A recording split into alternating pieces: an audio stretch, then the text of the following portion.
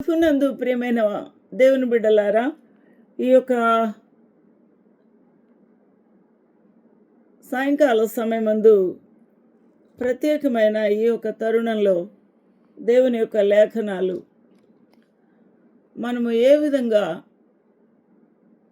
ధ్యానించుకోవాలి, ఏ విధంగా సిద్ధపడాలి, దేని గురించి తెలుసుకోవాలి అనే సత్యాన్ని మనము తెరిచి దైవ వాక్యంలో ప్రభు మనతో ఏం మాట్లాడతారు అనే సంగతి అర్థం చేసుకోవడానికి ముందుకు సాగిపోదాం. ఇక్కడ మత్తయి సువార్తలో 22వ అధ్యాయంలో ఉన్న ప్రత్యేకమైన ఈ ప్రభు అనుగ్రహించిన ఈ ఉపమానాన్ని ధ్యానం చేయడానికి పరిశుద్ధాత్మ దేవుని యొక్క సహాయము కోరుకుంటూ ఉన్నాను. యేసు వారికి ఉత్తరం ఇచ్చుచు తిరిగి ఉపమాన రీతిగా ఇట్లనెను, పరలోక రాజ్యము తన కుమారునికి పెండ్లి విందు చేసిన ఒక రాజును పోలి ఉన్నది. ఇక్కడ పెండ్లి విందు చేస్తూ ఉన్న ఒక తండ్రిని చూస్తూ ఉన్నాం. అతడు రాజే. ఆ మహారాజు తన యవ్వన కుమారుడు ఆయన యువరాజుకి వివాహము చేయాలని ఆయన తీర్మానించుకొని విందును సిద్ధం చేయాలని ఆయన అనేకమైన ఏర్పాట్లు చేసి ఉన్నారు. ఇక్కడ పరలోక రాజ్యము దేనిని పోలి ఉన్నది, ఈ పెండ్లి కుమారుడు ఎవరు, ఈ తండ్రి ఎవరు, ఈ యొక్క మహారాజు ఎవరు అనే విషయాల్ని మనం ఎక్కడికక్కడ ధ్యానం చేసుకుంటూ ముందుకెళ్ళిపోదాం. ఈ పరలోక రాజ్యము ఉపమాన రీతిగా భూలోకంలో చెప్పారు. కానీ ఈ పరలోక రాజ్యము పైన ఉన్న ఆ యొక్క పరలోక రాజ్యము ఆత్మీయ రాజ్యమునకు సాదృశ్యంగా ఉంది. పరలోక రాజ్యము వెలుటకాయ మనం ఏ విధంగా సిద్ధపడాలి అనే విషయాన్ని, అక్కడ ఏమి జరగబోతుంది అనే సంగతి ఇక్కడ విశదీకరిస్తూ ఉన్నారు. తన కుమారునికి పెండ్లి విందు చేసిన ఒక రాజును పోలి ఉన్నది.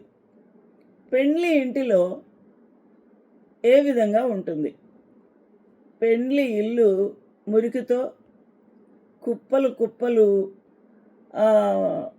చెత్త చెదారంతో, కలప మొక్కలతో, అడ్డదిడ్డంగా వేసిన ఆ కట్టెలు, కంకర, మట్టి అలా ఉంటుందా?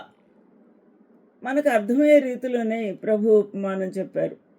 పెండ్లి విందుకి ఏర్పాటు చేస్తూ ఉన్న ఆ ఇల్లు ఏ విధంగా ఉంటుంది? ఆ ఇల్లు ఎంతో ఆహ్వానానికి అందుకోవడానికి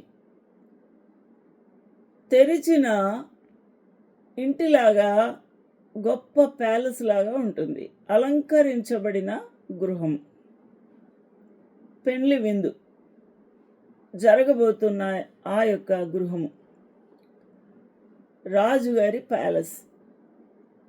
ఇక్కడ ఆ పరలోక రాజ్యమునకు ఏమాత్రము కూడా చెత్త ఉండదు, రాళ్ళు రప్పలు ఉండవు, కంకర్లు ఉండవు, ఏమీ ఉండవు. అది మహిమ గల రాజ్యము, శోభాతిశయముతో నింపబడిన రాజ్యము. మన ప్రభు అయిన యేసు క్రీస్తు యొక్క కాంతితో నింపబడిన రాజ్యము. ఆ రాజ్యమునకు సూర్యుడు అక్కర్లేదు, నక్షత్రాలు అసలే అవసరం లేదు, చంద్రుడు అక్కర్లేదు. ఎందుకనగా చంద్రుడు రాత్రి ఉంటాడు, సూర్యుడు పగలు ఉంటాడు. ఈ భూమి మీద అయితే ఏలుబడి చేయుటకు, మనకు కాంతిని ఇచ్చుటకు, సూర్యరశ్మి ఇచ్చి ఆహారం సిద్ధం చేసుకోవడానికి. కానీ అక్కడ పరలోక రాజ్యంలో సూర్యుడు అక్కర్లేదు, రాత్రిపూట చంద్రుడు అక్కర్లేదు, రాత్రి పగలు ఒక్కటే అయి ఉంటుంది. అది పరలోక రాజ్యం. కాబట్టి పెండ్లి విందుకై ఏర్పాటు చేసిన ఈ తండ్రి ఏమి చేసి ఉన్నారు? ఆయన పిలువబడిన వారిని రప్పించుటకు. పిలువబడిన వారు ఎవరు? పిలువబడిన వారు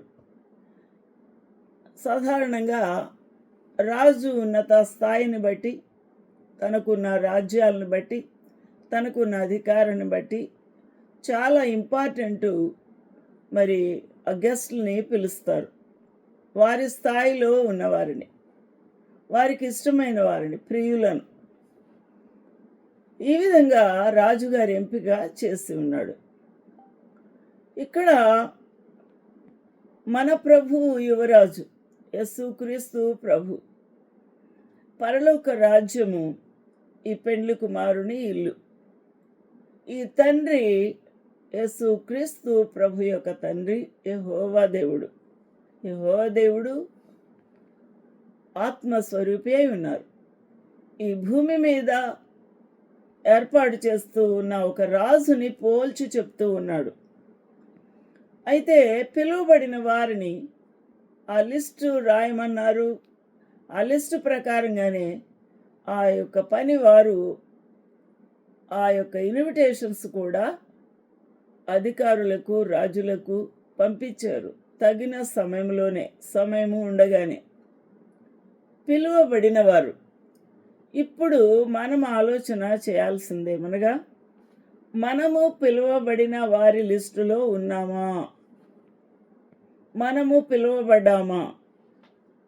మనము పిలువబడిన వారంగా ఉండాలి అనంటే మనకు అర్హత ఏమి ఉండాలి? ఈ యొక్క సత్యాన్ని మనం గమనించినట్టయితే ప్రభు అయిన యేసుక్రీస్తు యొక్క ప్రశస్తమైన రక్తముతో కడగబడిన వారు పరిశుద్ధులు అయి ఉంటారు.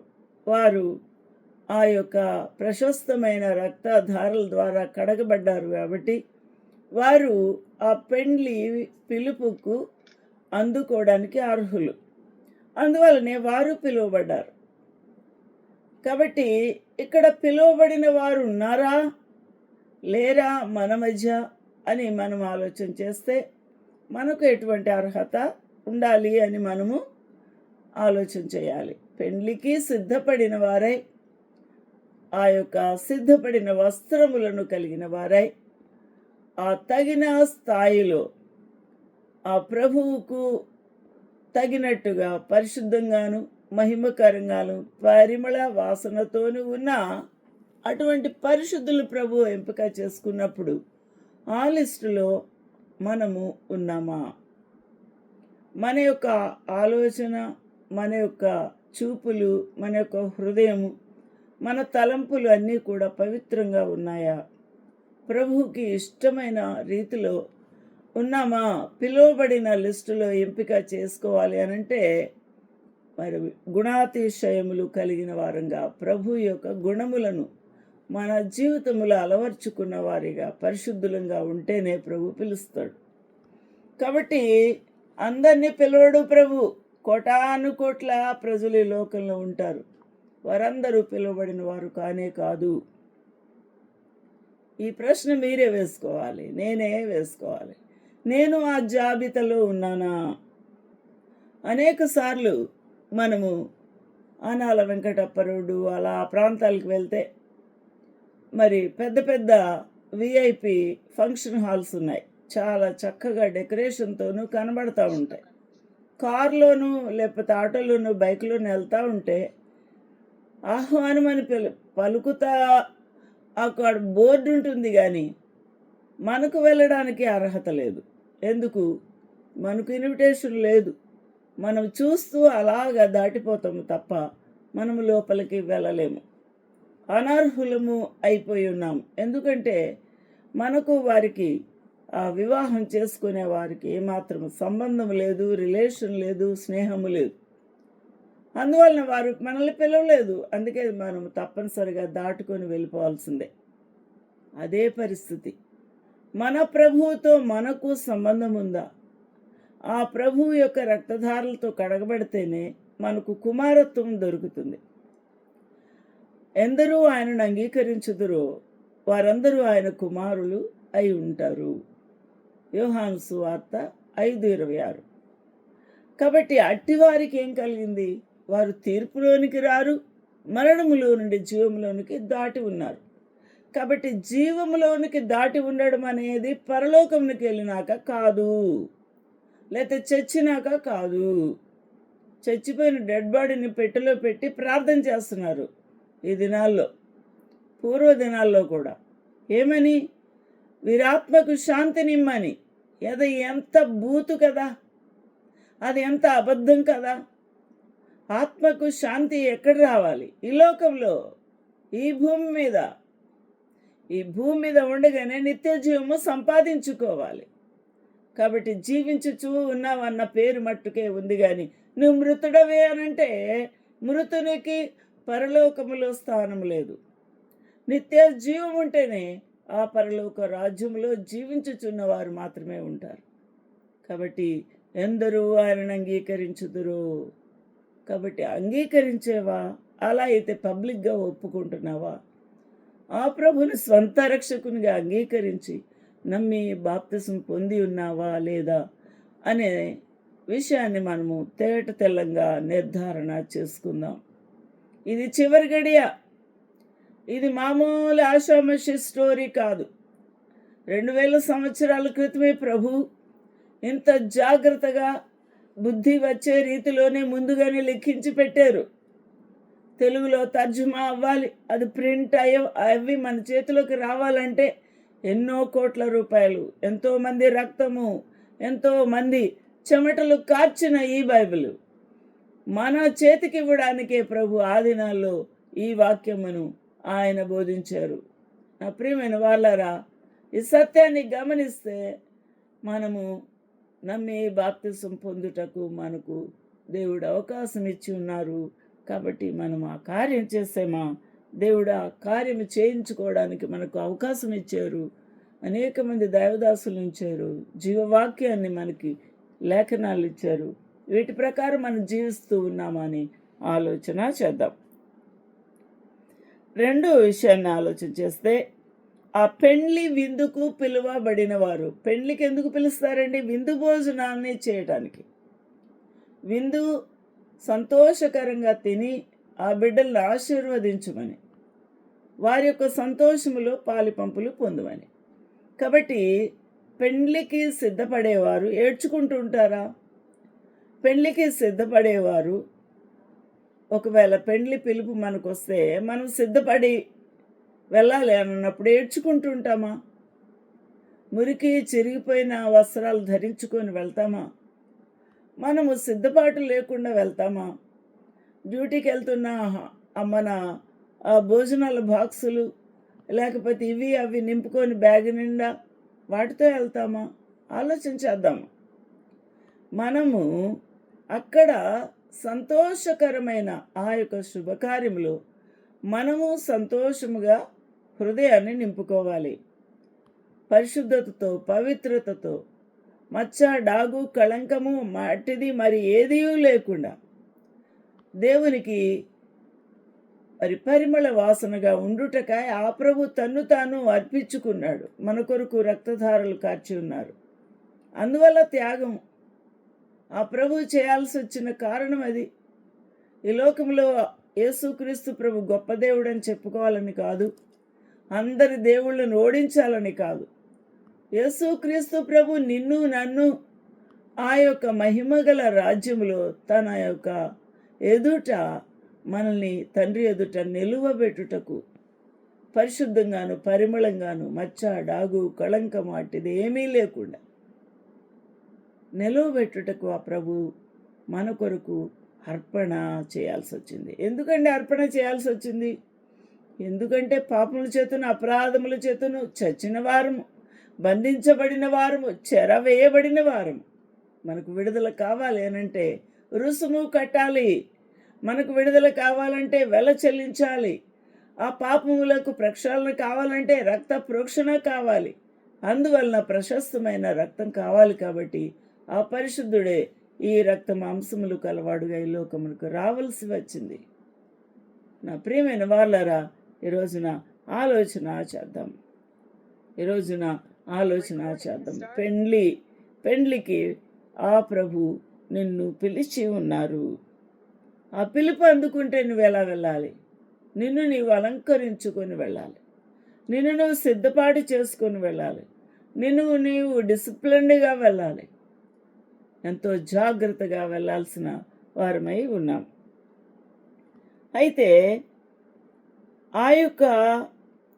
ఆ పెండ్లి విందుకు ఆ మహారాజు కొంతమందిని సిద్ధపరిచి వారిని పిలుపుకై పంపించి ఉన్నారు. పిలుపు వేరే చూడండి, 4వ వచనములో పెండ్లి విందుకు రండని పిలువబడిన వారితో చెప్పుడని వేరే దాసులను పంపెను. కానీ ఆ పైన ఒక మాట మాట్లాడితే, ఆయన ఆ దాసులను పంపినప్పుడు వారు రానుల్లకపోయిరి. మొట్టమొదటి టీము పెండ్లి విందుకు రమ్మని మహారాజు గారు పంపించారయ్యా రండి అనంటే వారు మేము రాలేము అన్నారు. ఓకే, అయితే ఈ మాట వెళ్ళి మహారాజుతో చెప్పారు. చెప్పినప్పుడు అతడు ఏం చెప్పాడు? ఎవరు? మహారాజు, ఇదిగో నా విందు సిద్ధపరిచి ఉన్నాను. ఎద్దులు, కొవ్విన పశువులు వధించబడి ఉన్నాయి, అంతయు సిద్ధముగా ఉన్నాయి. కాబట్టి పెండ్లి విందుకు రండని పిలువబడిన వారితో చెప్పండి. ఒకవేళ ఈ దాసులు గనుక మామూలుగా పొడి మాటలతో మహారాజు గారు మిమ్మల్ని పిలువమన్నారు, యువరాజు పెళ్ళికి రమ్మన్నారు అని చెప్పి ఉంటే ఒకవేళ రాలేదేమో అనుకొని ఏమి చెప్పమంటున్నాడు మహారాజు? ఇక్కడ కొవ్విన పశువులను, ఎద్దులను వధించబడి ఉన్నాయి. దేనికి? మహారాజు భోజనానికి ఎన్నో ఎద్దులు, ఎన్నో పశువులు, కొవ్విన పొట్టేళ్ళు, ఎన్నో గొర్రెలు, ఎన్నో మేకలు, ఇంకా పక్షులు, ఏమైతే జంతువులు ఉన్నాయో అన్ని రకాలు, చేపలు, పచ్చిరేలు అన్నీ చేస్తారట. ఈ మహారాజు మాత్రం ఏమి చెప్తున్నాడంటే స్పెషల్గా అక్కడ ఫేమస్లో ఉంది. ఏమని? ఎద్దులను, కొవ్విన పశువులను. పశువులు అంటే అక్కడ పొట్టేళ్ళు, మేకలు, గొర్రెలు, ఒంటెలు అవన్నీ వచ్చేస్తాయి. ఇవన్నీ కూడా వధించి చక్కని వంటకములు చేసి ఉన్నారు అని చెప్పండి అని. ఎందుకు అది అలా చెప్పాల్సి వచ్చింది? అలాగనే వారికి ఆ మహారాజు గారి యొక్క విలువైన విందును మిస్ చేసుకోకుండా ఖచ్చితంగా వస్తారేమో అని. కాబట్టి ఈ యొక్క బుద్ధిహీనులు అయిన వారు తమ దాసులు వెళ్ళి ఆ యొక్క విషయాన్ని చెప్పారు. వేరే దాసులను పంపెను గాని వారు లక్ష్యము చేయక ఒకడు తన పొలమునకును మరి ఒకడు వర్తకమునకు వెళ్ళిరి. తక్కిన వారు అతని దాసులను పట్టుకొని అవమానపరిచి చంపారు. 3 రకాలుగా ఇక్కడ బ్యాచులు ఉన్నాయి. ఆ దాసులు ఏం చేశారు? వెళ్ళి చెప్పితే అవమానపరిచారు. మొట్టమొదట రాలేదు. రెండో వారు పొలమునకు వెళ్తామన్నారు. పొలము దేనికి సాదృశ్యం ఉంది? పంట వ్యవసాయమునకు. అంటే బిజీగా ఉన్నాడు. మహారాజు పిలుపు కూడా ఖాతరు చేయలేనంత పని పెట్టుకొని రాజుగారి మాటనే పక్కన పెట్టేశాడు. విందును కూడా ఏం చేశాడు? నిరాకరించాడు. ఆ యొక్క ఎవరైతే రెండవసారి దాసులు పంపించినప్పుడు చెప్పిన బ్యాచ్ అది. 3వ బ్యాచ్లో ఏమైంది? వర్తకముకు వెళ్ళారు. 10 రూపాయలు పెట్టుబడి పెడితే 100 రూపాయలు వస్తాయి. 100 రూపాయలు పెట్టుబడి పెడితే 1000 రూపాయలు వస్తాయి, 10,000 వస్తాయి. కాబట్టి నేను వర్తకం చేసుకుంటే నాకు లాభం. ఒక 100 రూపాయలు నేను వడ్డీకి ఇస్తే నాకు రూపాయలు వస్తాయి. రూపాయలు వడ్డీకి ఇస్తే 20,000 వస్తాయి. వడ్డీ వ్యాపారాలు జరగట్లేదా? ఇన్స్టాల్మెంట్లో చిట్టీలు వేసి ఆపదలో హార్ట్ ఆపరేషను, కొడుకుకి ఆపరేషను, భర్త సీరియస్గా ఉన్నారు అని హాస్పిటల్లో ఉన్నారు కాబట్టి, వారికి డబ్బు కావాలి కాబట్టి సర్దుబాటు అవ్వక చిట్టులు లాసులో పాడుకొని అప్పులు కట్టట్లేదా? నెల వారి ఈఎంఐలు కట్టట్లేదా? ఎంత అన్యాయం జరుగుతుంది! అయ్యో, అనాథగా మిగిలిపోతున్నాడు, యాక్సిడెంట్ అయిపోయింది, ఖచ్చితంగా డబ్బు అవసరం ఉంటుందని కొంతమంది ముందుకొచ్చి ఇస్తున్నారా? ఆలోచన చేద్దాం. ఎక్కడ జరుగుతుంది ఈ బిజినెస్? ఎంప్లాయీస్ అనేవారే, వారి మధ్య జరుగుతుంది. వడ్డీల మీద వడ్డీలు, ఇంట్రెస్ట్ల మీద ఇంట్రెస్ట్లు. ఆలోచన చేద్దామండి. అన్నీ రికార్డ్ అవుతున్నాయి. మన బ్రతుకులో చేస్తున్న ప్రతి పాపము కూడా రికార్డ్ అవుతుంది. జాగ్రత్త. ఎటువంటి వార్తకం చేస్తున్నారు? భక్తికి భక్తే అంటున్నారు, భక్తికి భక్తే అంటున్నారు. భక్తికి తగినట్టుగా కానుకలు ఇచ్చేస్తామంటున్నారు. ఏ కానుకలు ఇస్తున్నావు? భక్తికి తగినట్టుగా నేను మందిరాలకు ఇచ్చేస్తాను, ఇది ఇస్తాను, అది చేయిస్తాను అని అంటారు. పేర్లు రాయిస్తారు, ఫ్యాన్ల మీద, డోర్ల మీద డొనేటెడ్ బై రాయిస్తారు. నువ్వేం చేసినా కూడా నీకు పేరే కావాలి. నువ్వేం చేసినా నీకు ఆస్తి కూడగట్టేసుకోవాలి. నువ్వేమి చేసినా కూడా నీకు లాభమే కావాలి. ఇది నీ బ్రతుకైతే ఆ యొక్క మహారాజు యొక్క పిలుపు నీకు చాలా చులకనే. అది మన బ్రతుకు, చులకనగా చూస్తున్న బ్రతుకు మనది. చాలా దౌర్భాగ్యమైన స్థితే మనది. ఆ రాజు ఆకాశమునకు, భూమికి, సర్వలోకములకు ఆయన మహారాజు. సర్వము యుగాలు ఏలుతున్న ప్రభు. ఆయనకే మహిమ, ఘనత, ప్రభావములు యుగములు కలుగునుగాక అని కోటాను కోట్ల దేవదూతలు, 24 పెద్దలు ఆ యొక్క మహారాజు యొక్క సన్నిధిలో వారు సాగిలపడుతూ నమస్కరించుచు వారి బంగారు కిరీటములు నేల మట్టుకు వేసుకొని సాగిలపడుతుండగా నీకైతే గర్వంగా ఉంది. ప్రార్థన అంటే పక్కకి వెళ్ళిపోతావు. బైబిల్ చదువుకోవాలి అని అంటే పక్కకి వెళ్ళిపోతావు. వంట చేసుకుంటూ, ఏమండి, వంకాయలు కోసుకుంటూ, లేకపోతే ఇది చేస్తూ అది చేస్తూ దేవుని వాక్యం వింటారు. దేవునికి అవమానకరమైన కార్యాలు చేయవద్దు దయచేసి. రోజున ఎలాగా నువ్వు పవిత్రమైన కార్యం చేస్తున్నావు? పవిత్రంగా దేవుని యొక్క వాక్యాన్ని చదువుతున్నావా? పవిత్రంగా దేవుని యొక్క వాక్యాన్ని ప్రకటిస్తున్నావా? వింటున్నావా?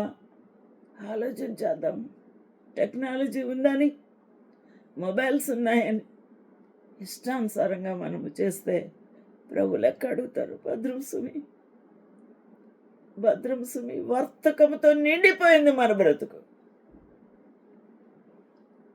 ఆలోచన చేద్దాం. ఇంకా దాసులు వచ్చి విషయం చెప్పారు. మళ్ళీ ఇంకొకసారి, ఆఖరుగా ఇంకొకసారి ఛాన్స్ ఇస్తాను, ఎలాగైనా వారు వచ్చి సంతోషిస్తారేమో అని మళ్ళీ పంపిస్తే వారు ఏం చేశారు? ఆ దాసులను పట్టుకొని ఏం చేస్తారట? పట్టుకొని అవమానపరిచి, మాటికి నా దగ్గరకు వస్తావా, నన్ను విసిగిస్తావా, నన్ను పిలుస్తావా, మీరైతేనండి నాకు అక్కర్లేదని అవమానపరుస్తూ ఏం చేస్తున్నారు? చంపేశారు అంతే. ఈరోజున నరహత్య కూడా చేయుటకు బాగా తెగించి వారు క్రూరులైపోయి ఉన్నారు. వారి పేరు నరహత్య చేస్తున్న నరహంతకులుగా మార్చుకున్నారు. దేవుడు అలా పుట్టించలేదు. దేవుడు నరహంతకులుగా పుట్టించలేదు. ఎవరు తయారు చేసుకున్నారు? నీకున్న మూర్ఖతనాన్ని బట్టే, అవిధేయతను బట్టే, అపవాది తంత్రములకు, వాడి యొక్క యుక్తికి, వాడు ప్రేరేపించుచున్న ఈ పనులకే నీవు ఉసగొల్పబడుతూ ఉన్నావు. ఆలోచన చేద్దాం. దేవుని యొక్క లేఖనాలు వినడానికి ఎంతమంది వస్తున్నారు? ఎస్ఎఫ్జేలో కానీ ఈజీ మెడికల్లో కానీ ఎంతమంది వస్తున్నారు? అంతమందేనా మన ఎంప్లాయీస్? మీకు బెనిఫిట్ ఇస్తారు అనంటే, మీకు ఒక ఇంక్రిమెంట్ ఇస్తారు అనంటే, మీ సిగ్నేచర్స్ ఇప్పుడు కావాలి అనంటే ఏం చేస్తారు? లైన్ కడతారు. ఆ తంబు వేయడానికో దేనికో లైన్ కడతారు. ఎంత సెల్ఫిష్ అయిపోయారా? దేవుడు అంటే అంత చులకన. ఎవరిచ్చారు మనకు ఆరోగ్యం? ఎవరిచ్చారు ఈ జ్ఞానం? ఎవరిచ్చారు ఈ విద్య? ఎవరిచ్చారు ఈ ఉద్యోగం? ఎవరిచ్చారు ఈ కుటుంబము, ఈ ఉద్యోగము? ఆలోచన చేద్దాం. కడుపు నిండా తింటున్నాం మనము. ఒకప్పుడు ఈ తిండి లేదు. ఒకప్పుడు జావే, గంజే. ఆలోచన చేస్తున్నారా? ఎంత భ్రష్టత్వమో మన బ్రతుకులో. ప్రభు పిలుపునే ఖాతరు చేయమా? ఆలోచన చేద్దాం మన హృదయాన్ని. అందుకే ప్రభు కోపం వచ్చింది ప్రకటన గ్రంథంలో. ఎన్నిసార్లు చెవిగలవాడు వినుగాక అంటే విసిగిపోయాడు యేసుక్రీస్తు ప్రభు. పరిశుద్ధాత్మదేవుడు నీతో మాట్లాడుతూ ఉన్నాడు. ఆలోచన చేద్దాము. ఏమైంది? కాబట్టి రాజు కోపపడి ఏం చేశాడండి? రాజు కోపం ఉండదా? ఎప్పుడు సహించుకుంటూనే ఉంటాడా? ఎప్పుడు దీర్ఘశాంతమే వహిస్తాడా? తన దాసులకి హింసిస్తే, అవమానపరిస్తే వచ్చుకున్నాడు. ఈసారి ప్రాణమే తీస్తే ఊరుకుంటాడా రాజు? ఏం చేశాడట రాజు? తన దండ్లను పంపి, అంటే ఎవరండి? సిపాయిల్ని పంపాడు. సిపాయిల్ని పంపి ఆ నరహంతకులను సంహరించిరి. అంతే, ఒక్క వేటు వేయమన్నాడు.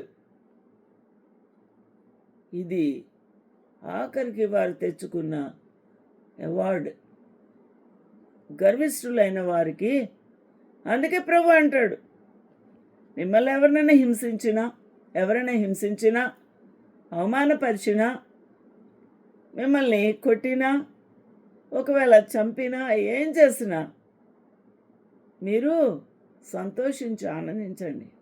చచ్చిపోయిన వారు మాత్రం ఆనందించరు, కానీ బతికున్నవారు, చుట్టుపక్కల రక్త సంబంధులు, మనము ఏం చేయాలి? ఆనందించాలి. ఎందుకు? ఆ సమస్యను ప్రభుకు వదిలేయాలి.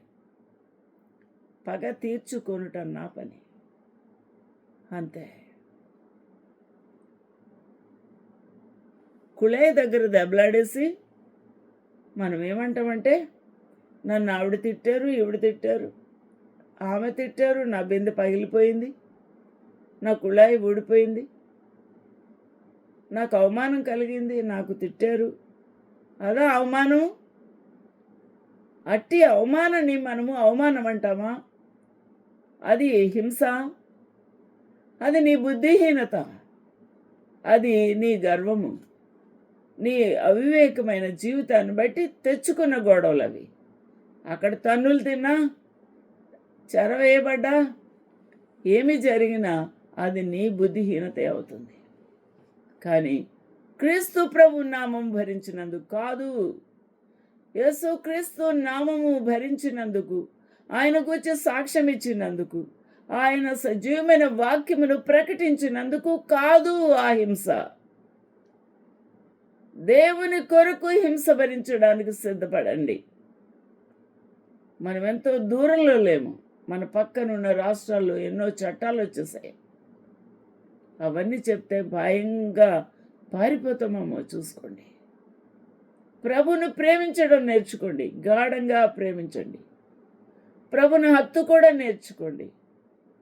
ప్రభువును కనపరచడానికి నా జీవితాన్ని అప్పగిస్తాను. ఆ ప్రభుతో స్నేహం చేస్తాను. ఆ ప్రభు యొక్క మాట వింటాను. ఆయన మాట వింటాను. ఆయన నడిపింపును కోరుకుంటాను. ఆయన అడుగుల్లో అడుగు వేస్తాను.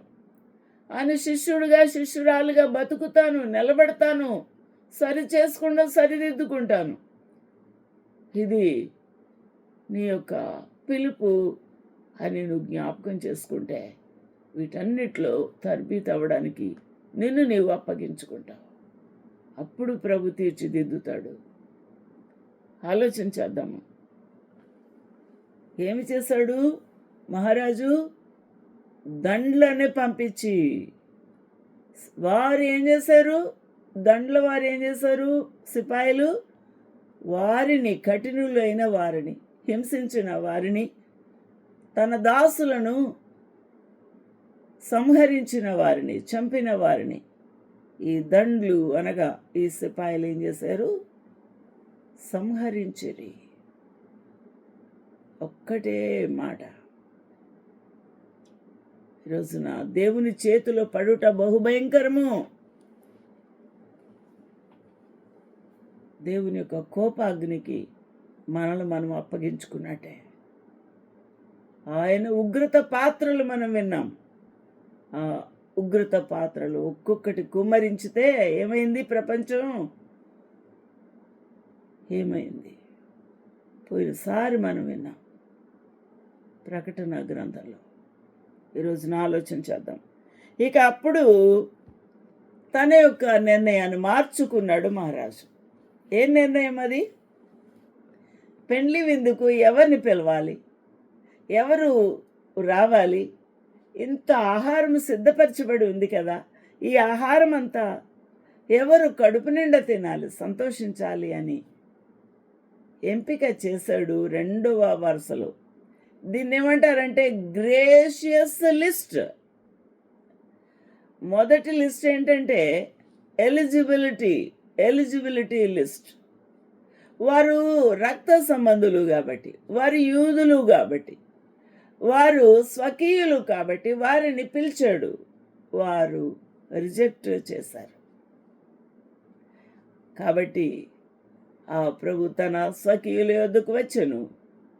వారు ఆయనను అంగీకరించలేదు. కాబట్టి ఎందరూ ఆయనను అంగీకరించుదురో వారందరూ ఆయన కుమారులు అవుటకు ఆయన వారికి అధికారం ఇచ్చాను. యోహాను సువార్త 1వ అధ్యాయము 12 వచనాలు చూడండి.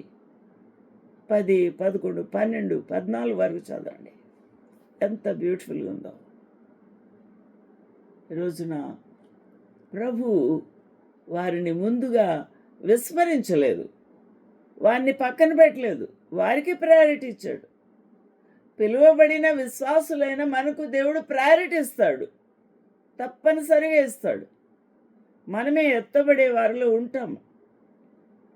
ఆ పరలోక రాజ్య ఆ మహిమలో విందులో ఉంటాము. ఆ యొక్క 1000 ఏళ్ల పరిపాలనలో కూడా విశ్వాసులమైన మనము విశ్వాసము ద్వారా ఇశ్రాయేలీయులుగా లెక్కించబడి ఆ పరిపాలనలో కూడా ఉండి రాజ్యం ఏలుటకు కూడా దేవుడు గొప్ప అధికారం ఇస్తున్నాడు. ఇంత ఆధిక్యతను గుర్తించేవా అని, ఇంత ఆధిక్యతను గమనించేమా అని ఆలోచన చేద్దాం. ఈరోజున ఎంత అద్భుతమైన విషయం. ఈసారి రాజుగారి మాట. అప్పుడతడు పెండ్లి విందు సిద్ధముగా ఉంది, కానీ పిలువబడిన వారు పాత్రులు కారు. ఆమేన్. పాత్రులు కారు. ఆమేన్. హల్లెలూయా. Judgement of the mighty lord.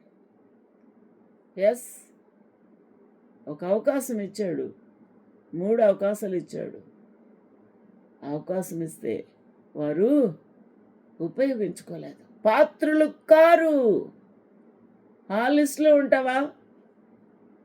మొదటి లిస్టులో ఉంటావా? రెండో లిస్టులో ఉంటావా? మూడో లిస్టులో ఉంటావా?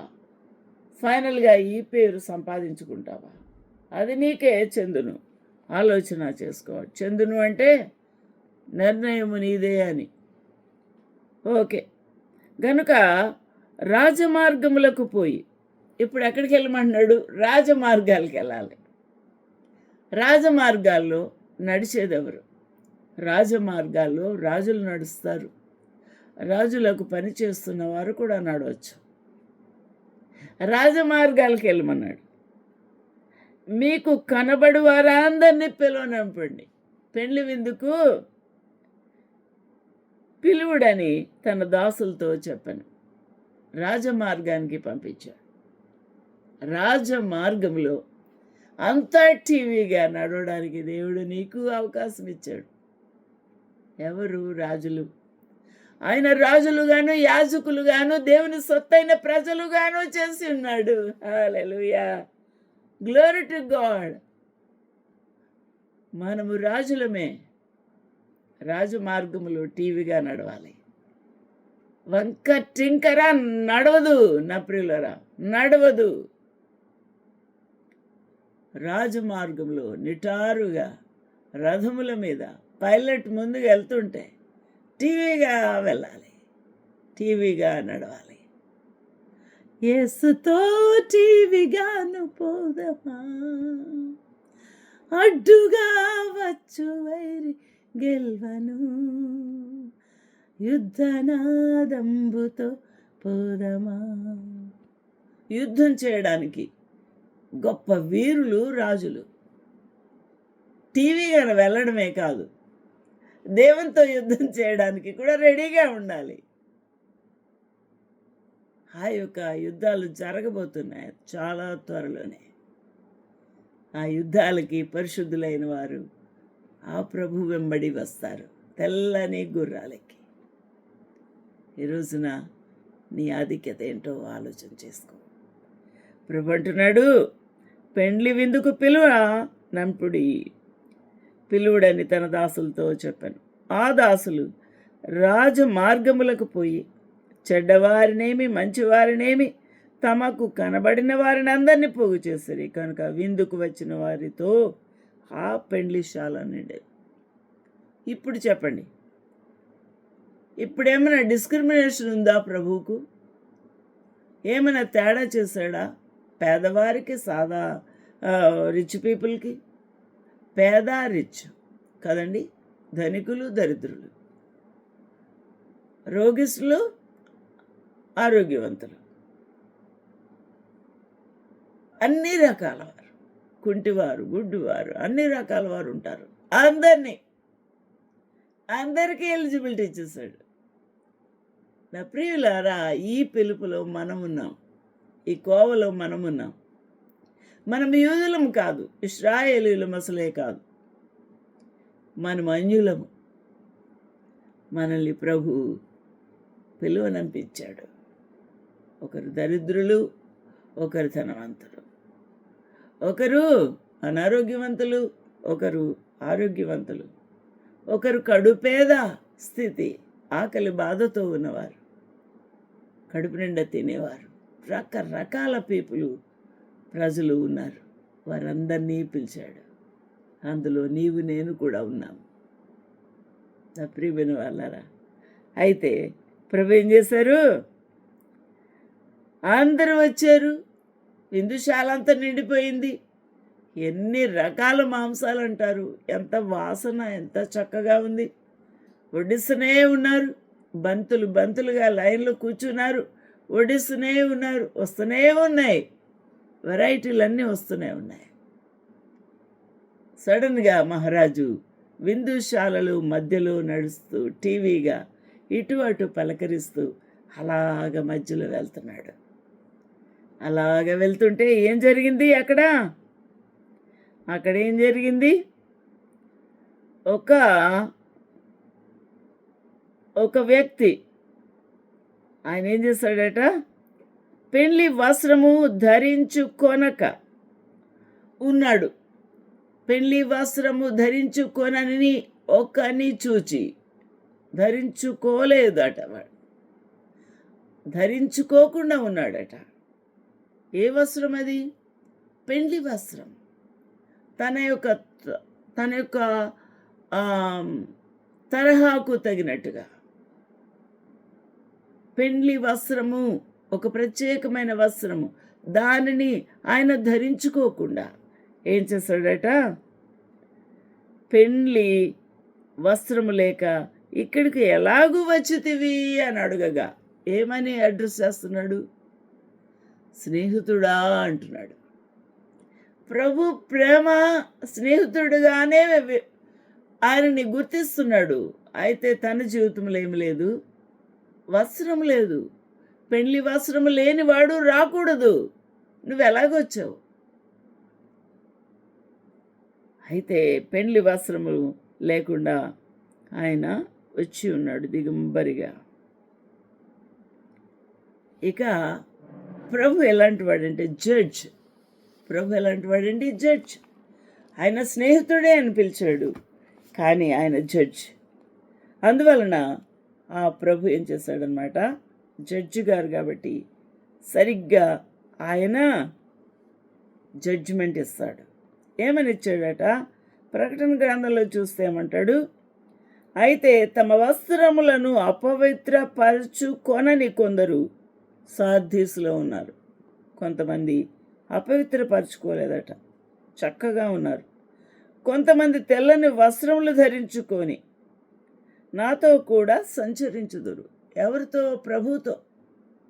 తెల్లని వస్త్రములు, మహిమ వస్త్రములు ధరించుకొని నాతో కూడా సంచరించుదురు. చూడండి ఎంత భాగ్యం ఇచ్చాడు. ఇక్కడ పెండ్లి యజమానుడు అయిన మహారాజు యొక్క ఆ మధ్యలో ఆయన నడుస్తుంటే సంతోషముతో తినవలసిన వాడు ఏమైపోయాడు? ఆ యోగ్యత ఆయన దగ్గర నుంచి తీసి పడేశాడు. చూడండి ఎంత కోపం వచ్చిందో ప్రభు. అంతటా రాజు వీని కాళ్ళు చేతులు కట్టి వెలపట చీకటిలోకి త్రోసివేయుడి. ఎక్కడ? వెలపట చీకటిలోకి త్రోసివేయుడి. అక్కడ ఏడుపును పళ్ళు కొరుకుటా ఉంటాయి. అదేంటండి? అది చీకటి మయం. సంతోషం లేదు, దుఃఖము, వేదన. కాబట్టి కాళ్ళు చేతులు కట్టి వెలపట చీకట్లోకి త్రోసి వేశారు. అక్కడ ఏడుపును పండ్లు కొరుకుటాయి ఉండునని పరిచారకులతో చెప్పాను. కాబట్టి పిలువబడిన వారు అనేకులు, ఏర్పరచబడిన వారు కొందరే అని ప్రభు చెప్తున్నాడు. కాబట్టి మనం ఎక్కడికి వెళ్తాం? ఈ యొక్క లిస్టులో ఉన్నామా? ఎంత విచారం, ఎంత విచారము. దిగంబరులుగా మనం వెళ్ళిపోతే అవమానం. దిగంబరులుగా వెళ్ళిపోతే అవమానం. చూడండి ఎంత భయంకరంగా ఉంటుందో. ఇక్కడ 2 కొరింథీయుల్లో రాస్తున్నాడు పరిశుద్ధుడైన పౌలు, మనము దిగంబరులము కాక 5:2 వస్త్రము ధరించుకొనిన వారముగా కనబడుదుము. ఎక్కడ ఇది జరుగుతుంది చూడండి. మొదటి నుంచి భూమి మీద మన గుడారమైన ఈ నివాసము శిథిలమైపోయినను, అంటే చనిపోయినను, చేతి పని కాక దేవుని చేత కట్టబడినదియు నిత్యమైనదియు నైన నివాసము అనగా మన ఆత్మ పరలోకమందు మనకు ఉన్నది అని ఎరుగుదుము. ఈ యొక్క మన ఆత్మ దేవుని యొక్క ఇంటిలో ఉంటుంది అని ఎరుగుదుము. దేవుని యొక్క ఇల్లు, దేవుని యొక్క ఆలయము, దేవుని యొక్క ఆలయం మన కొరకు రిజర్వ్ చేయబడిందని ఎరుగుదుము. అయితే మనము దిగంబరులము కాక వస్త్రము ధరించుకున్న వారముగా కనబడుదుము. ఎప్పుడు? పరలోక రాజ్యములోకి ఎలిజిబుల్ అయ్యి అక్కడికి ఎంటర్ అయితే, లేకపోతే కాదు. వస్త్రము ధరించుకున్న వారే పరలోక రాజ్యముకు వెళ్ళాలి. వారే దాని లోపలికి ప్రవేశిస్తారు. కాబట్టి పరలోకము నుండి వచ్చు మన నివాసము దీనిపైన ధరించుకొన అపేక్షించుచు దీనిలో మూలుగుచున్నాము. మనం చనిపోతాం కదా, బాడీ ఇక్కడే ఉండిపోతుంది కదా. మన ఆత్మకు ఎలాగొచ్చింది వస్త్రము అని అంటే, మనము ఈ యొక్క పరలోకం నుండి వచ్చిన ఆ యొక్క మన నివాసము అనగా మన నివాసం ఏదండి? అది ప్రభు యొక్క ఆలయం. ఆ నివాసమును ఈ యొక్క ఆత్మ పైన ధరించుకుంటామంట. అంటే ఆ ప్రభు యొక్క ఆలయము మనల్ని కప్పుతుంది అని అర్థం. ఎంత బాగుందండి! మన ఆత్మకు ఆ ప్రభు యొక్క ఆత్మ కప్పుతుంది. అదే దేవుని యొక్క ఆలయం. ఆ ఆలయములోకి ఆ ప్రభు వస్త్రము ధరించుకున్న వారమై దిగంబరులము కాక పరలోకములో మనము ఉంటామన్న కోరికతో అపేక్షించాలట. అపేక్షించుచు మూలుగుచూ ఉన్నాము. పరిశుద్ధుడైన పౌలు కోరిక కలిగి, ప్రభువా నేను తప్పిపోకుండా నా ఆత్మ నిన్ను ధరించుకొని ఆ పరలోక రాజ్యంలో నివాసముండుటకు యోగ్యునిగా నన్ను చేయయ్యా అని మూలుగుతూ ఉందట. అట్టి కోరిక నీకు ఉండాలి. అప్పుడే కానీ మనము ఈ లోక ఆశల ద్వారా తప్పించుకోవడం జరగదు. కాబట్టి ఏది ముఖ్యమో దానికి ప్రాముఖ్యత ఇచ్చుటకు నిర్లక్ష్యము చేయక ముందుకు సాగిపోవాలి. అట్టి భాగ్యం ప్రభు మనకు అనుగ్రహించునుగాక. ఆమేన్.